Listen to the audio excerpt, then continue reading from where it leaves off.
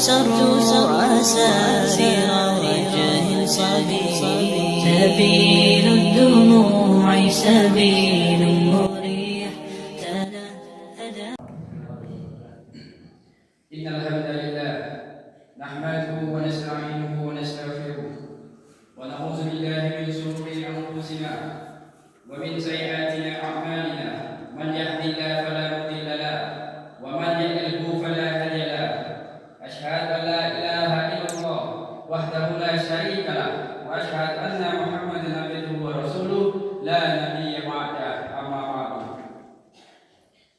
Pertama dan terutama kali, marilah kita panjatkan puja-puji syukur atas kehadiran Allah Subhanahu wa taala, yang dimana kita pilih rahmat, nikmat, kesempatan agar kita dapat berkumpul di masjid yang kita cintai ini. Salawat dengan salam tak bosan-bosannya kita curahkan atau kita lantunkan kepada Nabi besar, yakni baginda Nabi Muhammad SAW, dengan lafaz Allahumma sholli ala sayyidina Muhammad wa ala ali sayyidina Muhammad. Yang terhormat pengurus masjid serta jajaran dan bapak-bapak, ibu-ibu, pemuda-pemudi insyaallah yang dirahmati Allah. Baiklah, judul ceramahnya tekanan pada sosial media. Di era sekarang, di era digital saat ini, media sosial menjadi bagian yang tak terpisahkan dari hidup kita. Kita bisa melihat berita, berbagai cerita, bahkan berhubungan dengan lawan jenis dengan sentuhan jari. Namun kita sadari dampak dari ini jauh lebih besar untuk merusak generasi muda.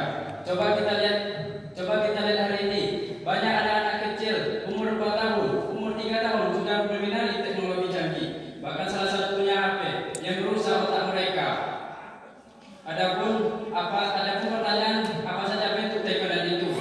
Tekanan itu terlihat sempurna. Banyak orang menampilkan sisi terbaik hidupnya, sisi terbaik gaya hidupnya, gaya mewah, wajah-wajahnya yang indah karena filter.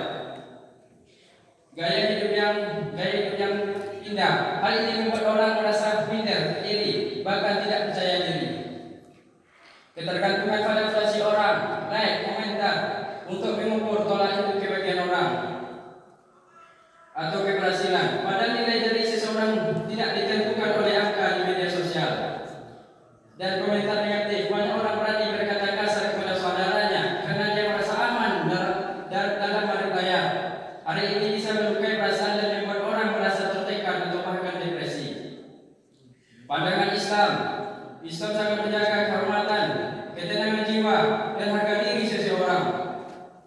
Kita diajarkan untuk tidak mudah iri, tidak membandingkan hidup dengan orang lain, dan untuk selalu bersyukur atas nikmat Allah Subhanahu wa taala.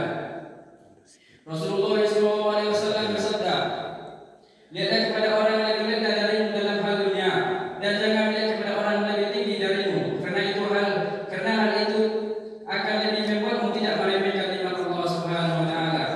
Hadis ini mengajarkan kita untuk tidak iri dan membandingkan hidup kita dengan orang lain. Karena setiap orang memiliki ujian dan nikmatnya masing-masing. Apa yang kita lihat di media sosial belum tentu mencerminkan kenyataan hidup seseorang. Bagi cara menghadapi tekanan media sosial, maka kurangilah main media sosial itu. Gunakanlah waktu kegiatan yang lebih bermanfaat seperti membaca Al-Quran, sholat, atau yang lain-lainnya demi kebaikan. Bersyukur atas apa yang kita miliki. Jangan membandingkan diri dengan orang lain. Setiap orang punya takdir dan rezeki yang berbeda. Ingat bahwa dunia ini hanya sementara. Kita hidup kekal di akhirat. Jangan terlalu mengejar validasi dunia maya, tapi kejarlah ridho Allah. Berdoa dan berbanyak zikir. Jika merasa cemas atau tertekan, kembalilah kepada Allah Subhanahu wa taala. Hanya dengan mengingat Allah, hati jadi tentram. Quran surah Al-A'raf ayat 8 itu orang-orang yang beriman dan hati mereka ditentram dengan mengingat Allah. Maka ingatlah, hanya dengan mengingat Allah hati jadi tentram. Bahkan pandai-pandailah menggunakan teknologi ini, karena api ini bisa merumuskan orang ke neraka, bisa juga merumuskan orang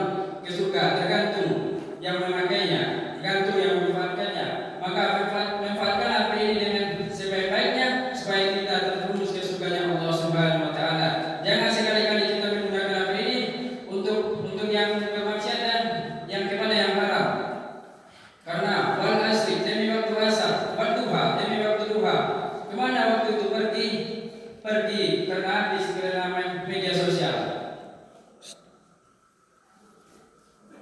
Baiklah hadirin yang dirahmati Allah, media sosial bukanlah musuh. Ia adalah